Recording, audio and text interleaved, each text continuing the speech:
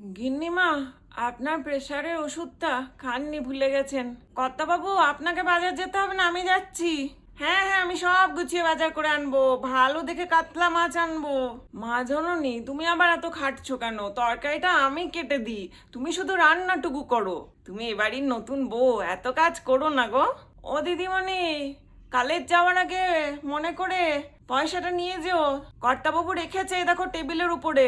গিন্নিমা, ছাদ থেকে সব কাপড় এনে দিয়েছি, আমি এখন যাই বাগানে, গাছে জল দেব। কার নামে চিঠি এসছে দাদা? হ্যাঁ, আমাকে বলতে পারেন, আমি এই বাড়িতে 40 বছর কাজ করছি, সেই হাফ প্যান্ট পরা অবস্থা থেকে। নমিতাদি, বাসনে কালি ছিল। ওমা, তা আমি কি এ বাড়ির সদস্য নই? আমাকে তো একটু দেখে শুনে নিতেই হবে। শোনো বাপু, আমি পুরনো চাকর এ বাড়ির, তা তো আমার একটা অহংকার থাকবেই। মুখে মুখে এত কথা বলো না, গিন্নিমাকে সব বলে দেবো। কর্তাবাবু, এই দুধটুকু খেয়ে নিন, রাগ করে আর এরকম না খেয়ে থাকবেন না। দাদাবাবু তো আপনাকে ঠিক কথাই বলেছে, এত হাঁটাহাঁটি করে আপনি স্টেশন অবধি যান, তা এবার থেকে একটু রিক্সা করে যাবেন।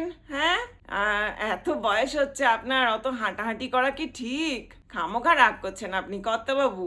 দাদাবাবু, আমি বুঝিয়ে বলছি কর্তাবাবুকে, তুমি আর মাথা গরম করো না। বাড়ির সবাই খেয়ে নিয়েছে, ভাতের চাল আমার কম আছে।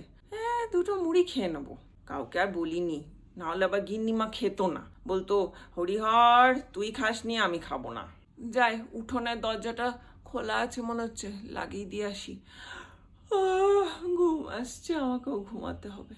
সেই 4টের সময় উঠি, তাড়াতাড়ি না ঘুমালে হয়? সংসারে এত কাজ সামলে ঘুমাতে ঘুমাতে আমার কত রাত হয়ে যায়। হ্যাঁ গিন্নিমা, একটা লণ্ঠন জ্বালিয়ে রাখছি, কল ঘরে যেতে আপনার কোনো অসুবিধা হবে না।